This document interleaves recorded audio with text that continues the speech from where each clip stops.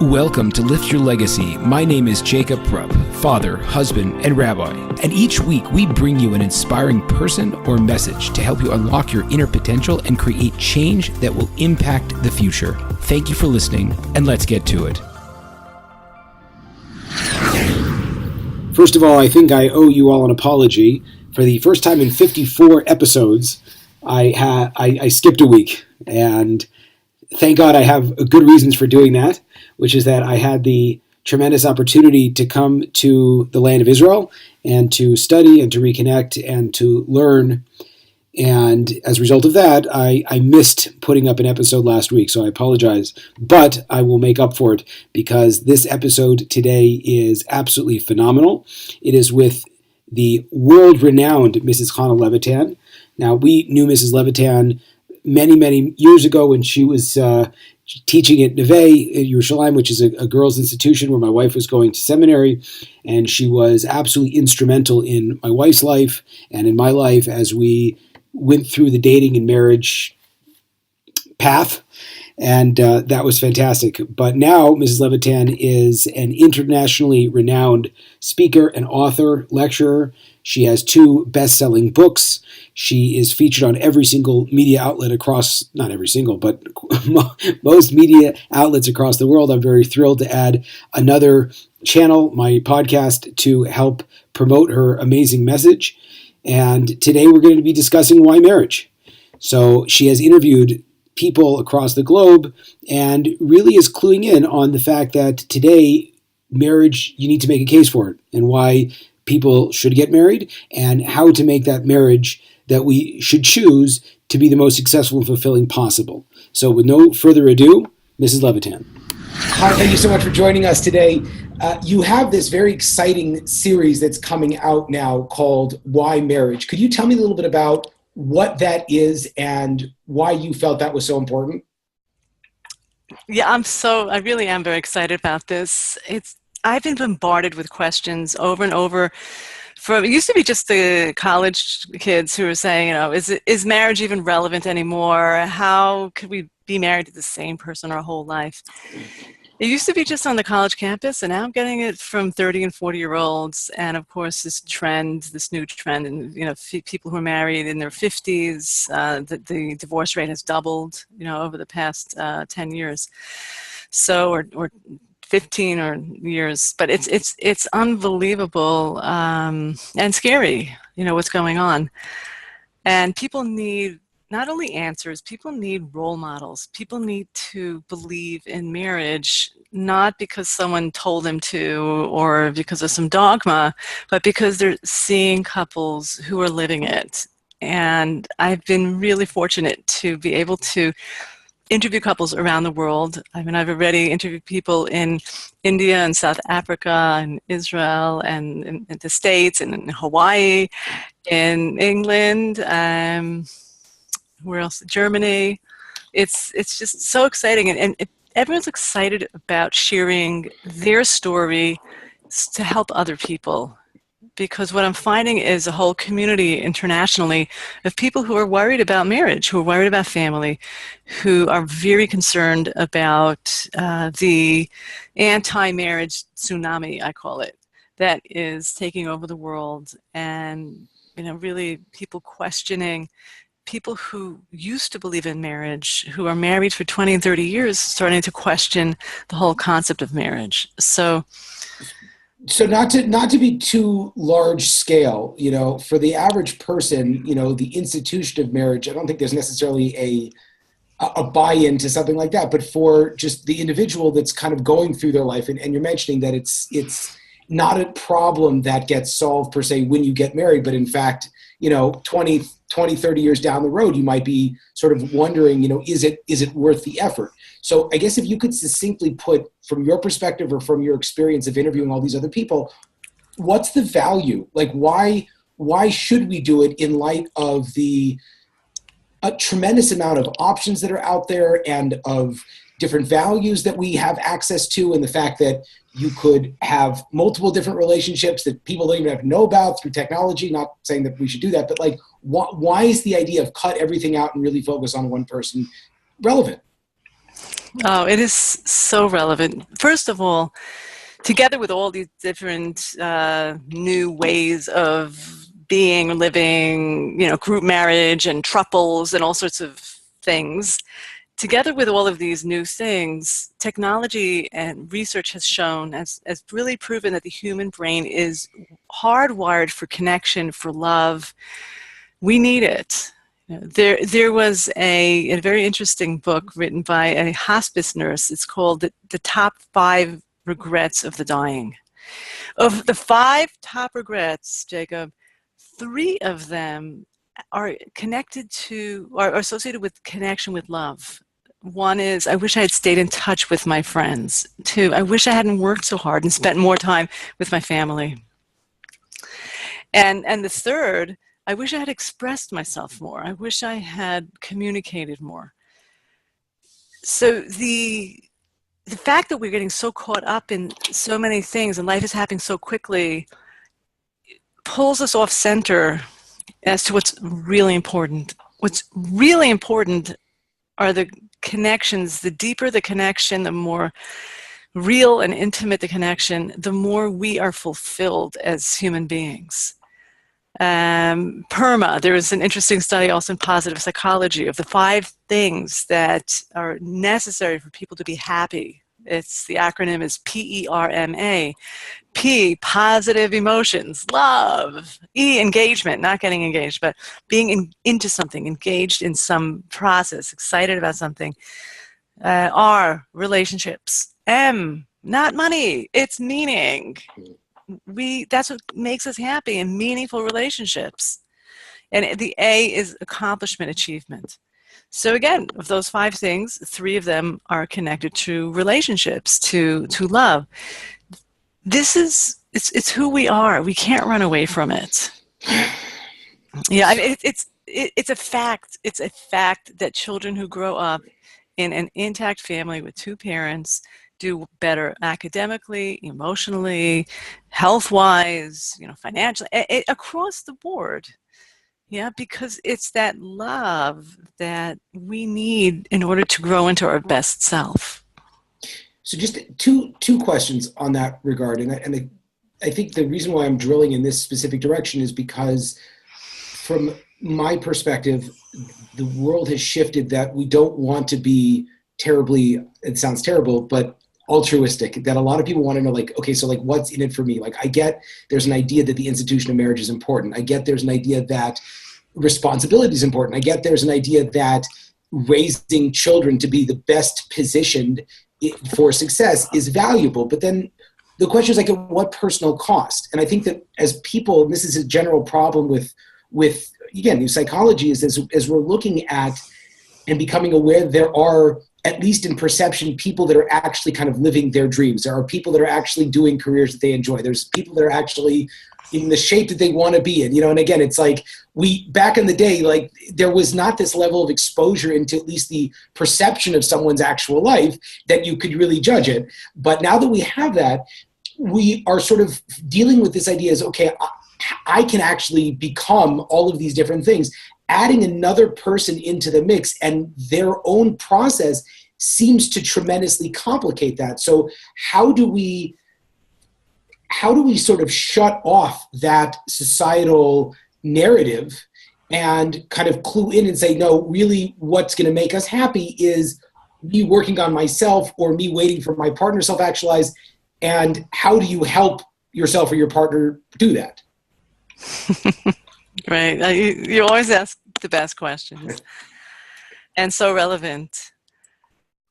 I think that we are living at a time in which we can actualize ourselves in so many ways, and we need to. Professionally, yes. I was just interviewing one of the couples I interviewed last week. It's a couple in England. They are both dancers. They were just dancers on Thriller Live and West End. I mean, they've danced with the top companies around the world. Beautiful interview, talking about, now they're married for 6 years. They're together for 12. They're talking about how they really lived the life. They have lived their dream, and how important it really was to have that time to build their careers, to build themselves, to have their their free time. And as they got into their late 20s, they said, but we also want to have a family. So they spoke a lot about how having both, how it's so important to really get into your career, to excel. Of course, we all are excited about what we do professionally, not at the expense of our family. And then the dance is always, okay, how do we make sure that our family isn't, getting the brunt of, our busyness also. So I believe that a full developed person ultimately is doing both. We're really developing ourselves professionally and also on a family level. And if we don't do one of them, I think that we're missing out on a whole lot. Okay, I really do. There are people who maybe don't want, if they're home, there are women and men who want to stay home with the kids. But I do believe if they don't have a hobby, a passion, something that they're really into, these days, it doesn't take that much time to do the laundry like it did 50 or 100 years ago. Like there's all this extra time. And we need to be able to make something of ourselves as well and become self-actualized. So I'm a big believer in both worlds, developing both worlds, and each one contributes to the other, because that's what it is. It's this well-rounded self that we feel so good when we're doing both.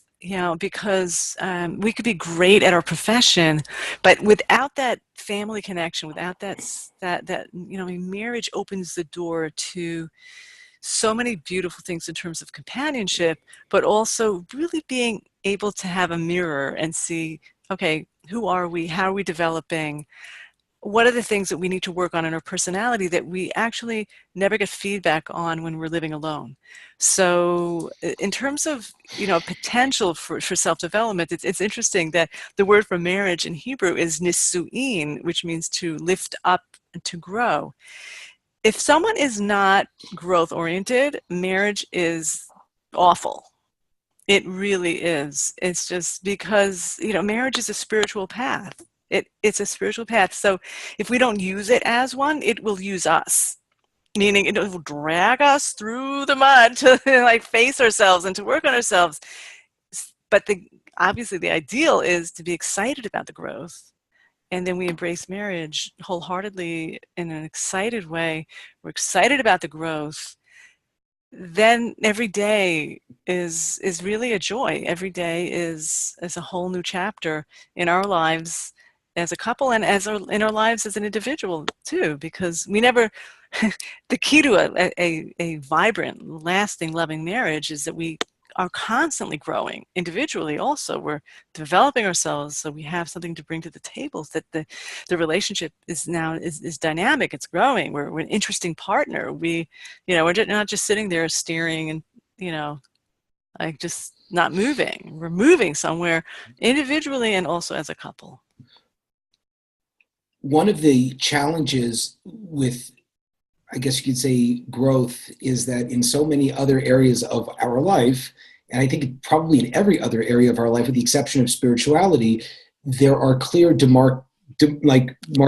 marks or goals that you can set up. So it's like, are you at a different position in your job than you were X number of years ago? Are you making Right. more money? Are you, Right. in better shape?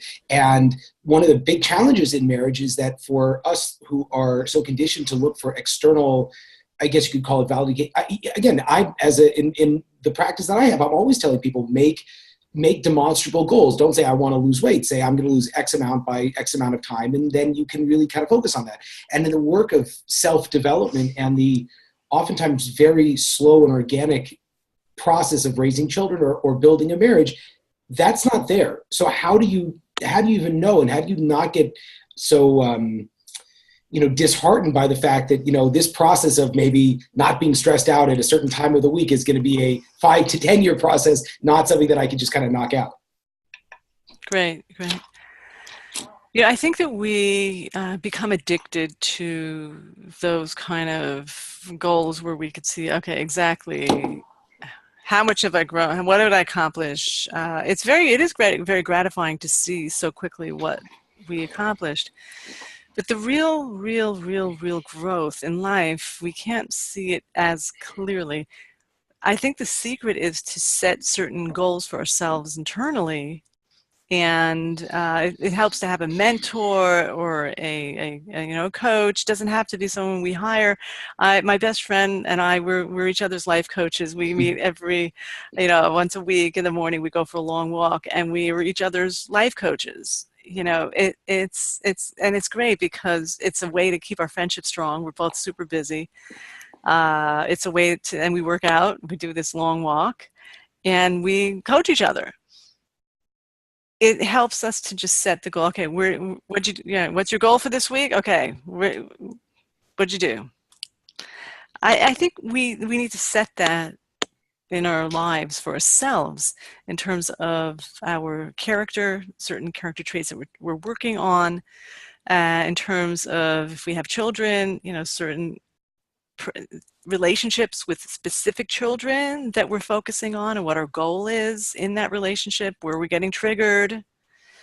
And specifically, I think most importantly, in our marriage and in what's getting in the way, because really the thing that gets in the way of a good marriage is us, our stuff.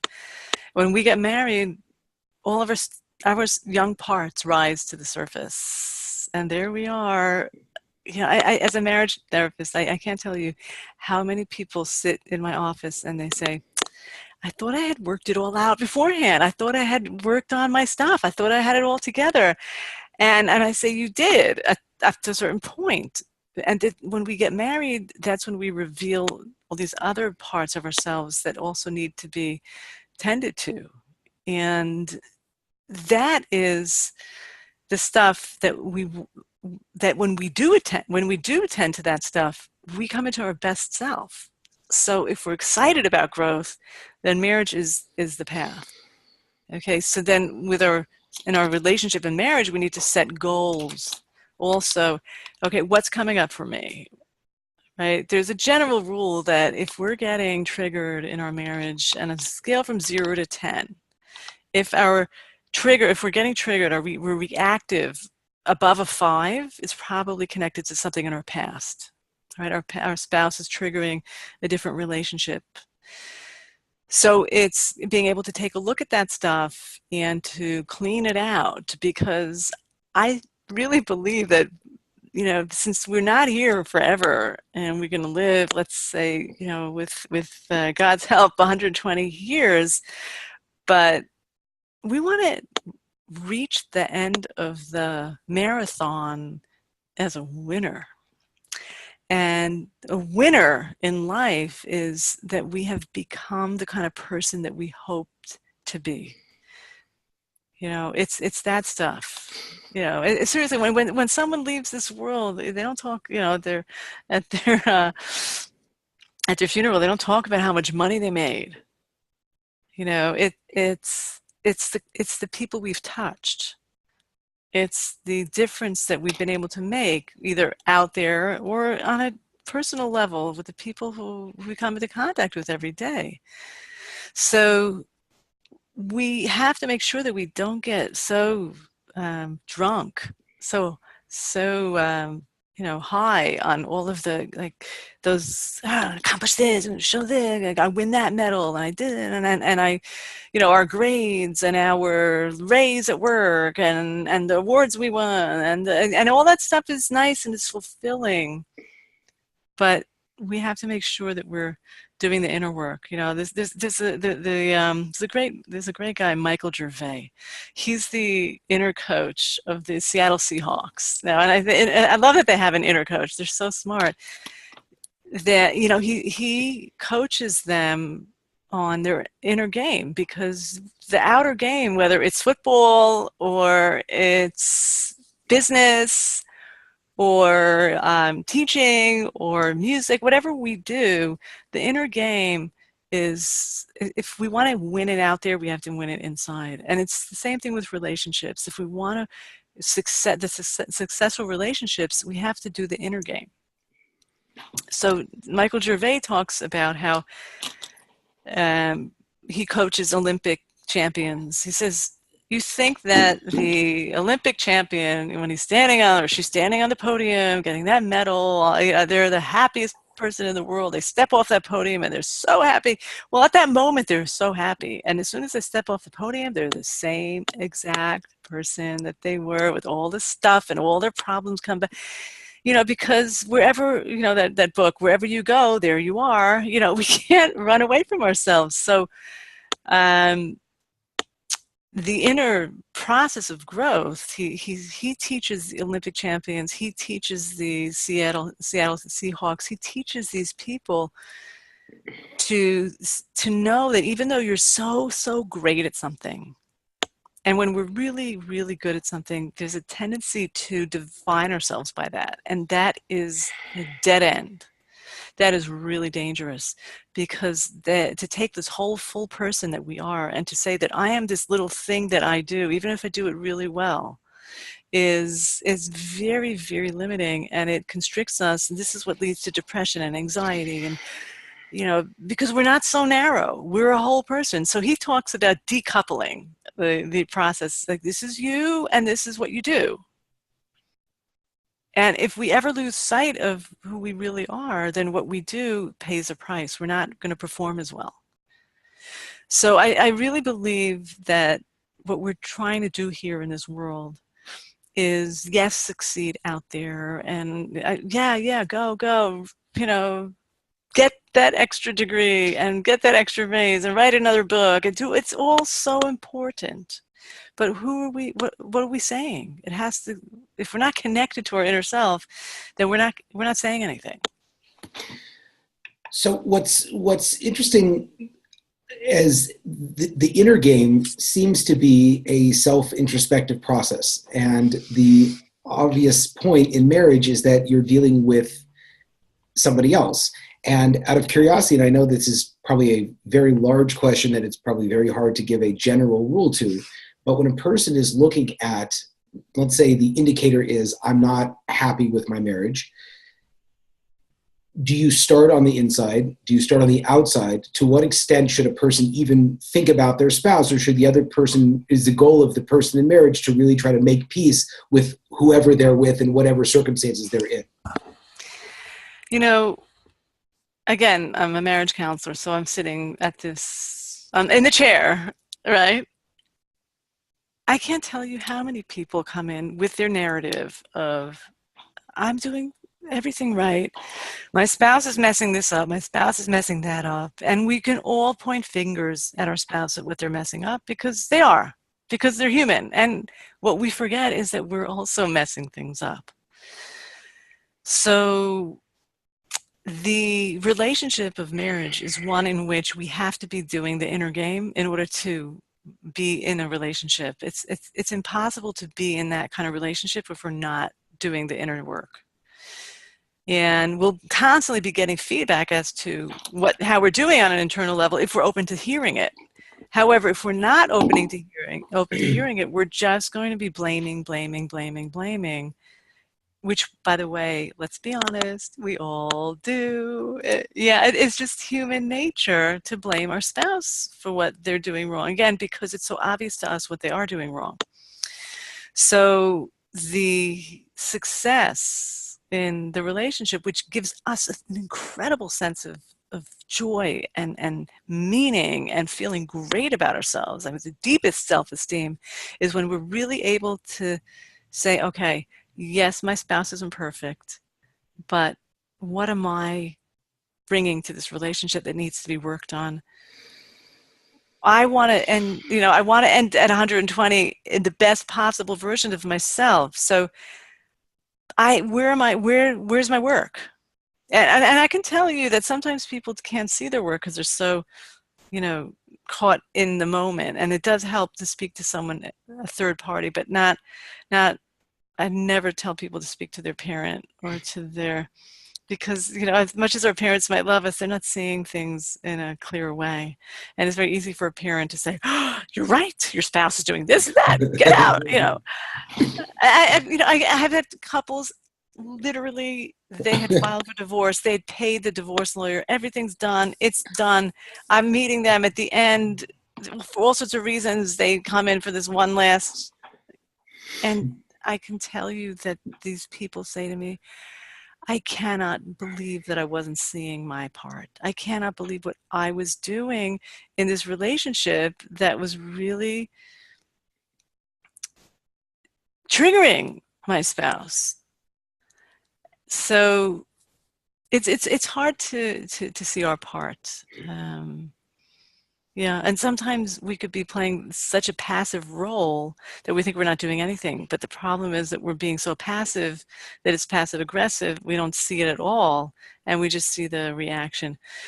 So we have to know that there's this constant dance that husbands and wives do, that we're always working off of each other, and it's only when we own our part in this that things can really turn around. And I can tell you, I've seen people miserably married, just so disgusted by their spouse, who today are very much in love with that same person.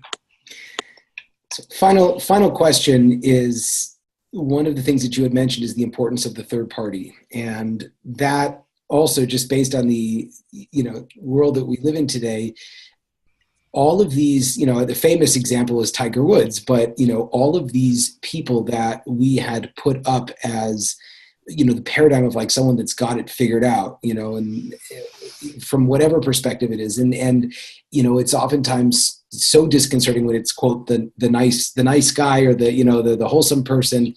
And there's just literally, I can't start counting examples coming out of Hollywood, because there's just so many of them.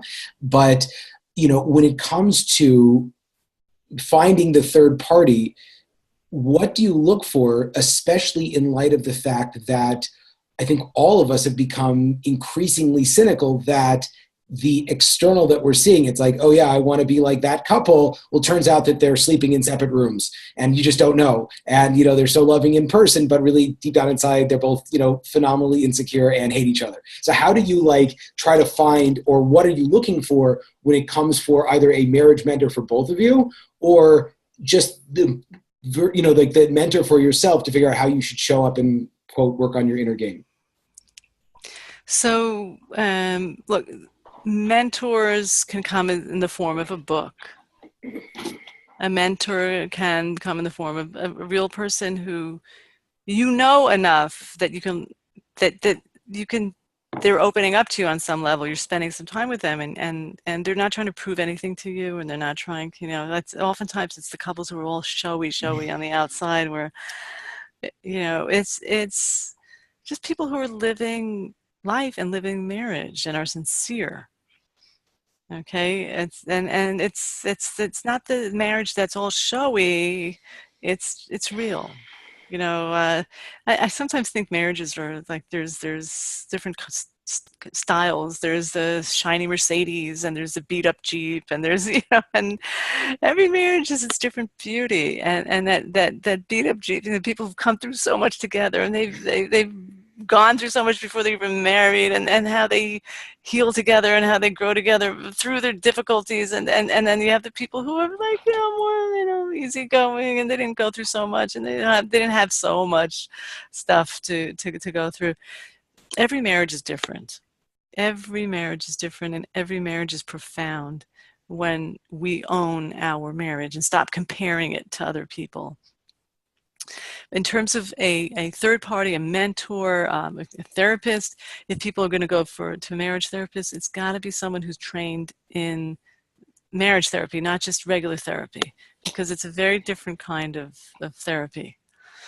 It's got to be someone who can really hold both parties, responsible, and has a vision of where they're going in terms of, as a therapist.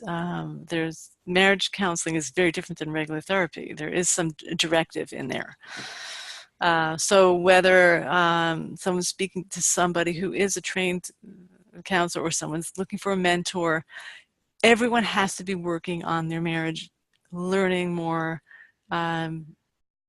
And we, again, peer pressure is a big deal. We want to surround ourselves with people who are growing, because divorce is contagious on some level. I mean, it's not in the genes, but it's the power of suggestion. And when we see more and more people complaining, and then just getting out, even though there are times to get out of a marriage, there are valid times, but I think many people are just jumping ship without really trying, truly trying. And again, the truly trying is doing the inner work. So I think that we need to have a vision of what real marriage is, what it takes. And that's why, by the way, coming back to my new project, Why Marriage, what is going to be more inspiring than hearing people talk about their challenges and what they went through to overcome their challenges, and where they're at 12 years later, or 18 years later, or 24. I have 40 years later, 44 years later, 64. I have a couple married for 64 years, really sharing their story. So we need role models. We do. Outstanding. So now tell us how we find your project and the best way to follow the work that you're doing. My website is the best way to find out about things. My website is just my name, ChanaLevitan.com. Chana, they call me Chana. ChanaLevitan.com. It's all there. The videos will be up on YouTube. I have a channel on YouTube also. People can join me on Facebook. Pretty much out there, just trying to get the message that love is real, that marriage is real, that love is a verb and marriage is a verb. Yes, right? Like, marriage is beautiful when we practice it. Outstanding. It's a verb. Yeah. Outstanding. Thank you so much. I appreciate it. Thanks. Thank you. Thanks, Jacob. There you have it, folks, another inspiring episode. If you enjoyed this, I ask you to please share this with your friends and to like us over on Rabbi Rupp through Facebook or on YouTube. And the more that we're able to get these important messages out, the more that we can really make an impact in the world. So I encourage you, please, to stay tuned. We have a ton of amazing speakers coming up, and also to tell your friends about it. Thank you very much.